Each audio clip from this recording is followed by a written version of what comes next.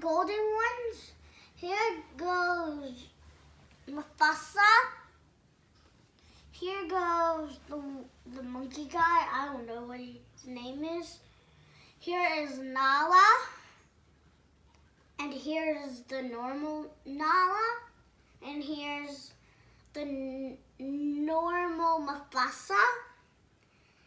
And here's the monkey guy again. And guess what, guys?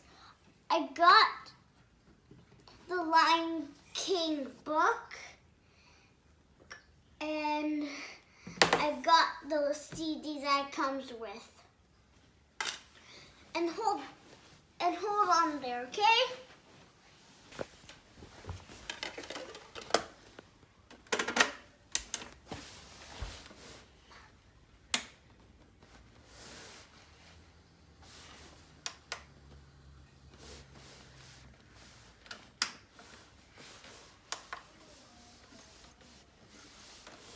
This is the story of the Lion King. You can read along with me in your book. You will know it is time to turn the page when you hear the chimes ring, like this. Okay, guys, I'm back. Now, let's read the Lion King story. The hot African sun rose over Pride Rock as it did every morning. But today was no ordinary day. The animals of the Pride Lands were gathered together to honor the birth of King Mufasa and Queen Sarabi's newborn cub, Simba. The king and queen watched as Rafiki, the wise baboon, held Simba up for the whole kingdom to see. The elephants trumpeted, the monkeys jumped up and down, and the zebras stomped their hooves with happiness. But not everyone was pleased. In a cave behind Pride Rock, a scraggly lion grumbled to himself. This was Mufasa's brother, Scar. He was jealous because Simba would be the next king. Mufasa and his trusted advisor, Zazu, appeared at the cave after the ceremony to find out why Scar had not come. Zazu shook his head. You should have been first in line. I was first in line until the little half-boy was born.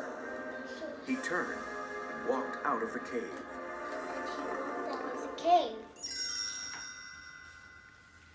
Time passed and Simba grew into a healthy, playful young cub. Early one morning, he and Mufasa climbed to the top of Pride Rock. Mufasa told his son that one day he would be king. Look, Simba. Everything the light touches is our kingdom. Simba scanned the horizon and noticed a dark spot in the distance. What about that shadowy place? That's beyond our borders. Must never go there, Simba. Later that day, Simba ran into Scar. Hey, Uncle Scar, guess what? I'm gonna be king of Pride Rock. My dad just showed me the whole kingdom, and I'm gonna rule it all. Scar looked slyly at the young cub. He was plotting to get rid of Simba so he would be the next king. He didn't show you what's beyond that rise of the northern border. Well, no. Said I can't go there. And he's absolutely right. Far too dangerous. Only the bravest lions go there.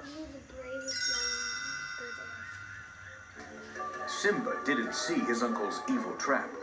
He wanted to show his father what a brave cub he could be. He ran home to find his friend, Nala. Come on, I just heard about this great place. Simba and Nala asked their mothers if they could go exploring. Sarabi agreed as long as they took Zazu with them. Simba and Nala raced across the Pride Lands. They led Zazu through herds of animals until they finally lost him. The cubs laughed and pounced on each other. They tumbled down a hill and landed in a dark ravine filled with elephant skulls and bones. Simba looked up and gasped.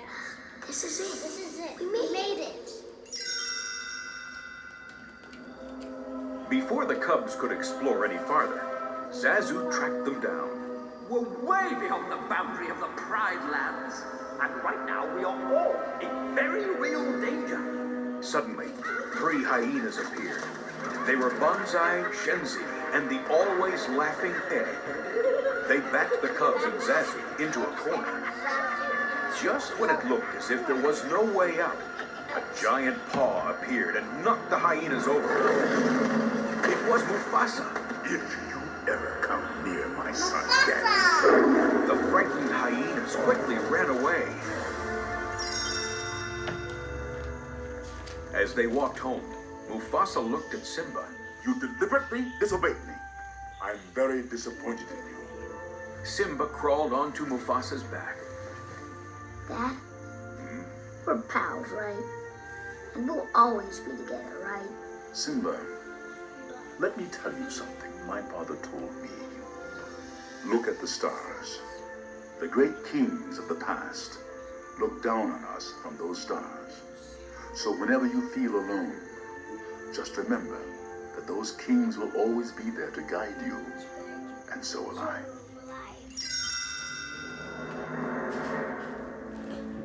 Meanwhile, back at their lair, the hyenas had a visitor. I practically gift wrapped those cubs for you, and you couldn't even dispose of them. Scar was furious, but he had a new plan. He warned the hyenas to be prepared. Banzai laughed. Yeah, be prepared. We'll be prepared. For what? Scar glared at the hyenas. For the death of the king!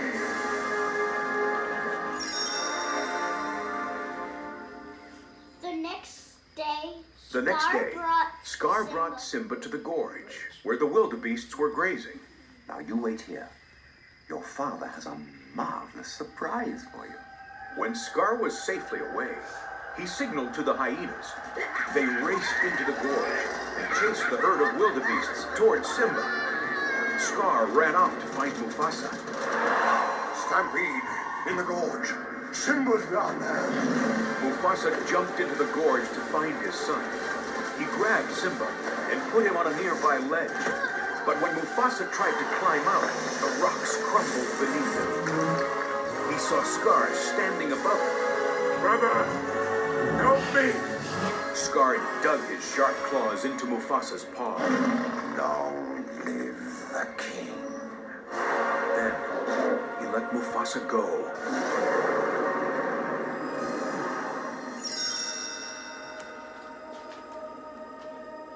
Later, Scar found Simba standing beside his father's body. It was an accident. I didn't mean for it to happen. What am I gonna do? Run away, Simba. Run.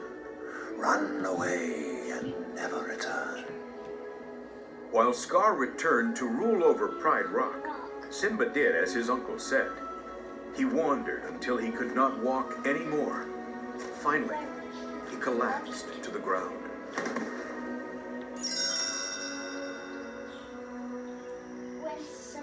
When Simba awoke, everything looked different. A warthog named Pumbaa and a meerkat named Timon had found him and brought him home with them.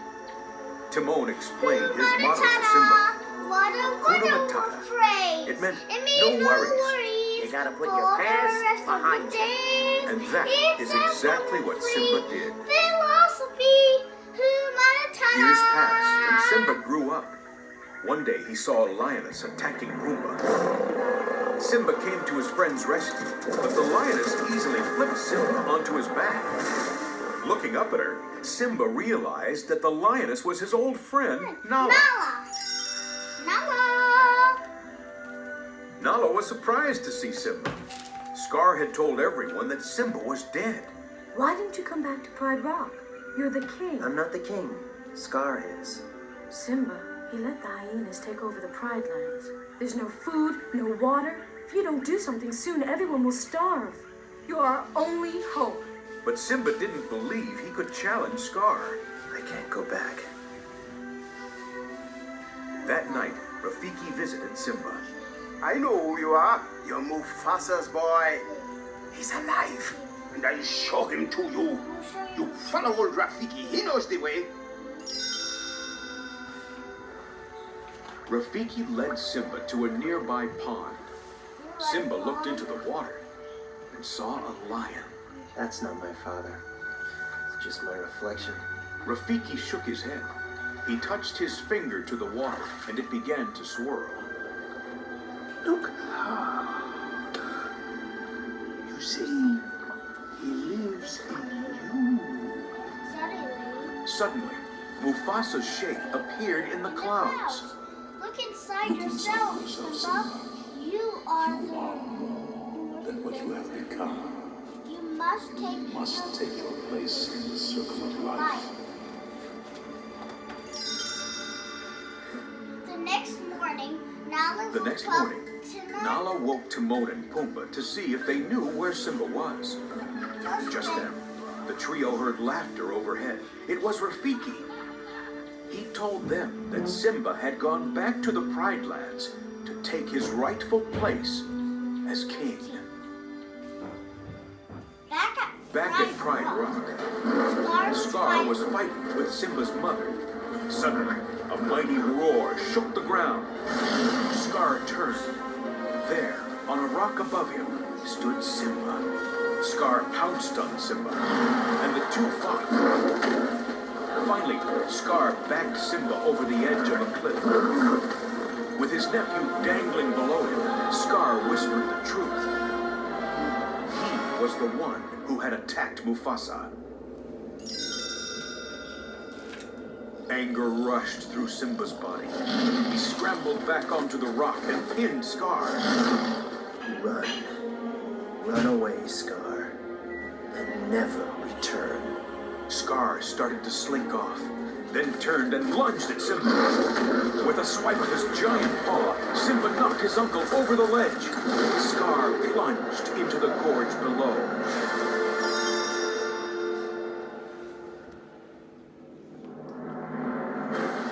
With Scar gone, Simba took his rightful place as king. Before long, the Pride Lands flourished again. Nala remained at Simba's side, and soon they had a cub of their own.